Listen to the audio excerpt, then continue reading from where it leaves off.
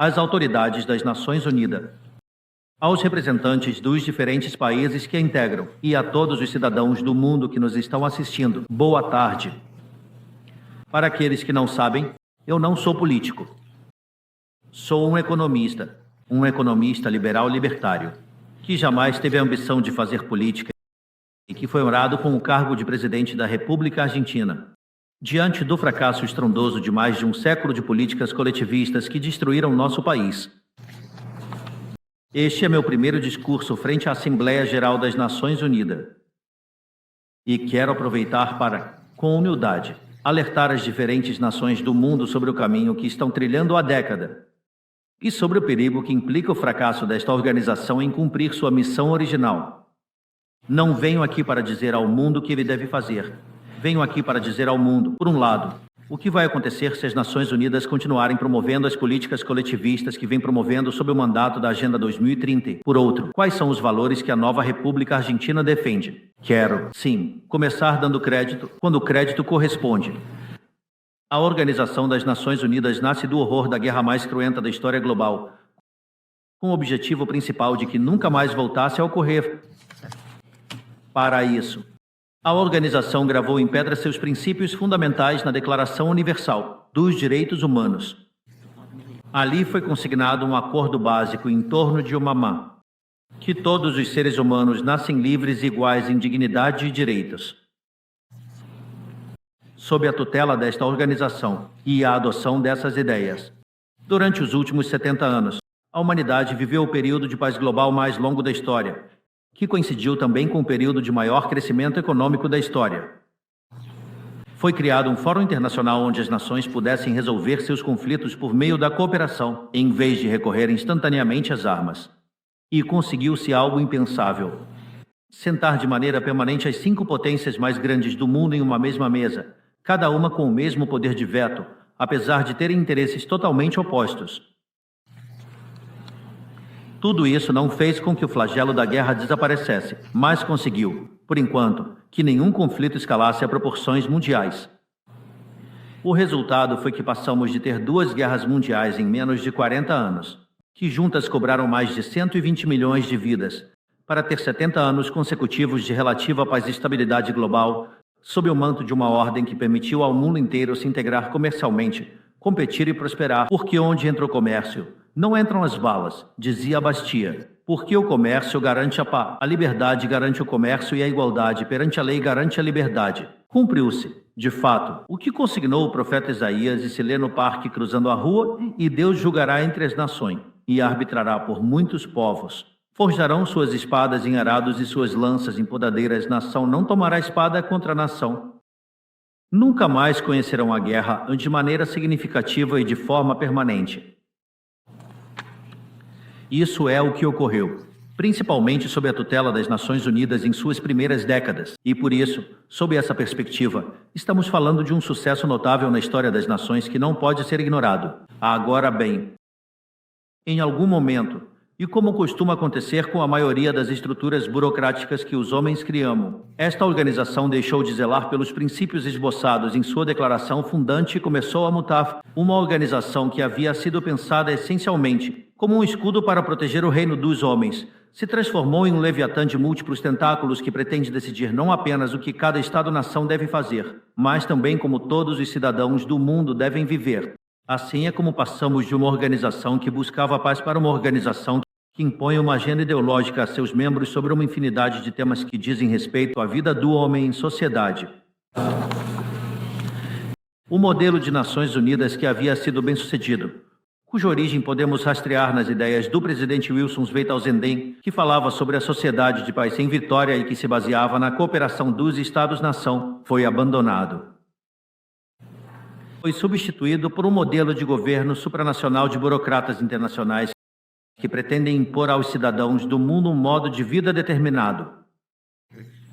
O que está sendo discutido esta semana aqui em Nova York, na Cúpula do Futuro, não é outra coisa senão a profundização desse rumo trágico que esta instituição adotou. A profundização de um modelo que, nas palavras do próprio secretário das Nações Unidas, exige definir um novo contrato social em escala global, redobrando os compromissos da Agenda 2030. Quero ser claro sobre a posição da Agenda Argentina.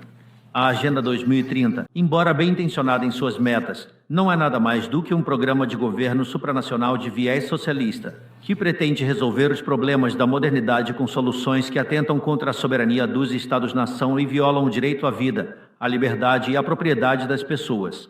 É uma agenda que pretende solucionar a pobreza, a desigualdade e a discriminação com legislação que só faz aprofundá-las. Porque a história do mundo demonstra que a única maneira de garantir a prosperidade é limitando o poder do monarca, garantindo a igualdade perante a lei e defendendo o direito à vida, à liberdade e à propriedade dos indivíduos.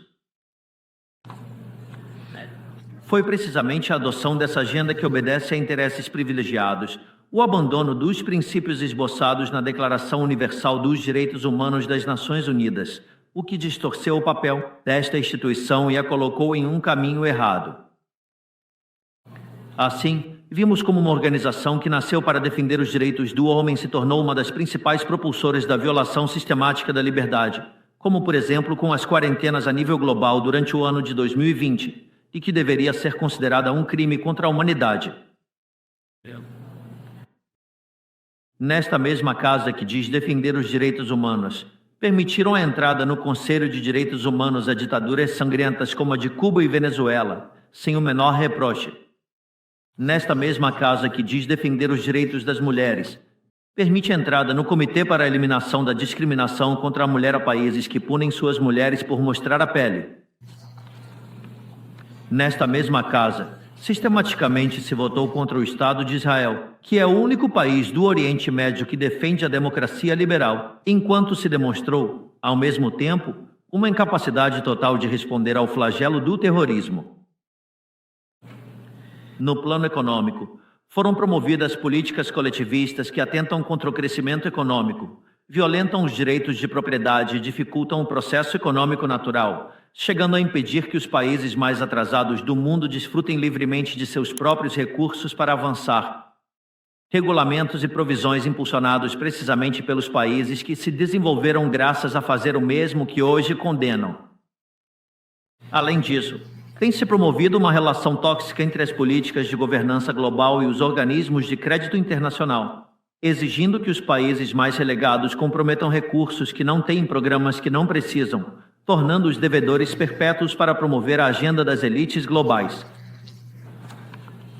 Também não ajudou o tutelamento do Fórum Econômico Mundial, onde se promovem políticas ridículas com antiogeiras malthusianas, como as políticas de missão zero, que prejudicam principalmente os países pobres, e as políticas vinculadas aos direitos sexuais e reprodutivos, quando a taxa de natalidade dos países ocidentais está despencando, anunciando um futuro sombrio para todos.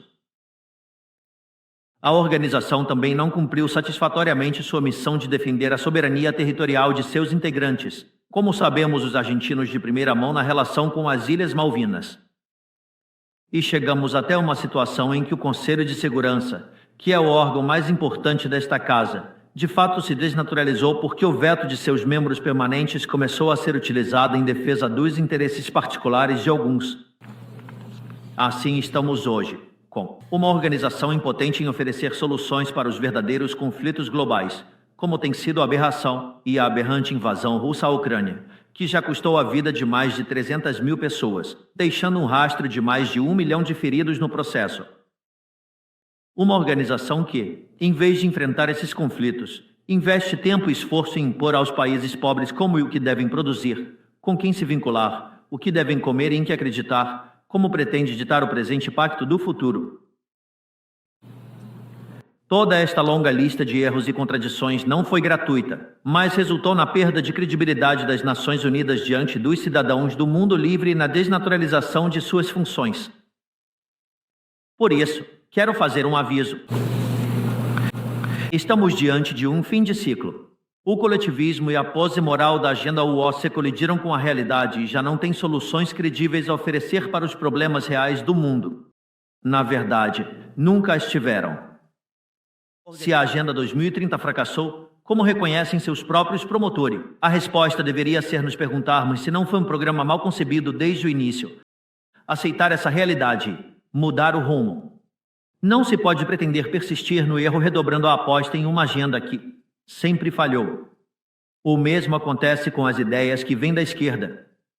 Eles projetam um modelo de acordo com o que o ser humano deveria fazer segundo ele. E quando os indivíduos agem livremente de outra maneira, não tem melhor solução do que restringir, reprimir e coartar sua liberdade.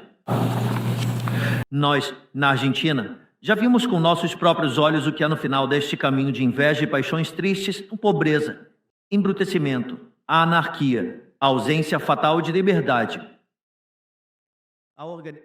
Ainda estamos a tempo de nos afastarmos desse rumo. Quero ser claro com algo para que não haja mais interpretações. A Argentina, que está vivendo um processo profundo de mudança atualmente, decidiu abraçar as ideias da liberdade. Essas ideias que dizem que todos os cidadãos nascemos livres e iguais perante a lei, que temos direitos inalienáveis concedidos pelo Criador, entre os quais se encontra o direito à vida, à liberdade e à propriedade. Esses princípios que ordenam o processo de mudança que estamos realizando na Argentina são também os princípios que guiarão nossa conduta internacional a partir de agora. Acreditamos na defesa da vida de todo. Acreditamos na defesa da propriedade de todo. Acreditamos na liberdade de expressão para todos. Acreditamos na liberdade de culto para todo. Acreditamos na liberdade de comércio para todo. E acreditamos em governos limitados, todos eles. E como nestes tempos o que acontece em um país impacta rapidamente os outros, acreditamos que todos os povos devem viver livres da tirania e da opressão, seja ela na forma de opressão política, de escravidão econômica ou de fanatismo religioso. Essa ideia fundamental não deve ficar apenas em meras palavras. Ela deve ser apoiada por fatos, diplomaticamente, economicamente e materialmente, através da força conjunta de todos os países que defendemos a liberdade.